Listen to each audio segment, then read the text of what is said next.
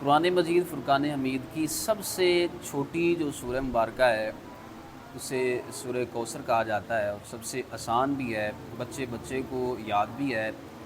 جنہوں نے قرآن پاک پڑھا ہے ان کو بھی یاد ہے، اور جنہوں نے نہیں پڑھا انہوں نے سنا کے اس کو یاد کر رکھا ہے۔ تو تقریباً ہماری میجورٹی جو ہے نمازوں کے اندر اسی سورہ مبارکہ کو یا سورہ اخلاص کو پڑھتی ہوئی دکھائی دیتی ہے۔ تو یاد رکھیں، جن لوگوں کو یہ سورہ مبارکہ آتی ہے یا نہیں آتی، 90% ایسے لوگ ہیں جن کو یہ سورہ مبارکہ صحیح پڑھنا ہی نہیں آتی۔ حیرت کی بات یہ ہے، آپ سن کے دیکھ لیجئے گا، بزرگوں سے سن کے دیکھ لیجئے گا کہ یہ سورہ مبارکہ جسے سورہ کوثر کہتے ہیں سب سے چھوٹی ہے، اور اس سورہ مبارکہ کو بھی ہم صحیح طور پہ صحیح تلفظ اور مخارج کے ساتھ پڑھ نہیں سکتے۔ یہ سوالیہ نشان ہے ہمارے اوپر۔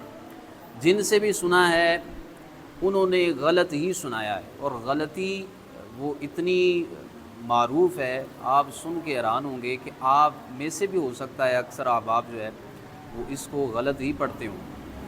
وہ غلطی کون سی ہے؟ جو آخری آیت ہے اس سورہ مبارکہ کی، تیسری آیت جو ہے، ان شانئک هو الابتر۔ اب یہ جو لفظ ہے نا شانئک، اس کو ہماری جو میجارٹی ہے، ہماری اکثریت ہے، وہ شانیہ کا پڑھتی ہے یا کے ساتھ بدل کے، حالانکہ وہاں پہ یا نہیں ہے، وہاں پہ حمزہ ہے، اور جب ایک حرف کو دوسرے حرف سے بدل دیا جائے تو اس کو لحن جلی کہتے ہیں۔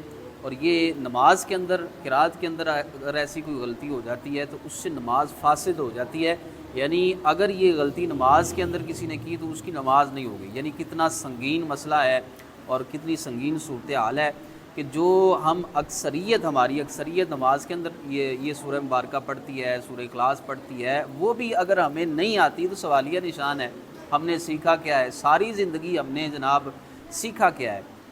اگر قرآن پاک کی سب سے چھوٹی صورت ہی وہی درست طریقے سے ہمیں نہیں آتی تو پھر ہم نے سیکھا کیا ہے؟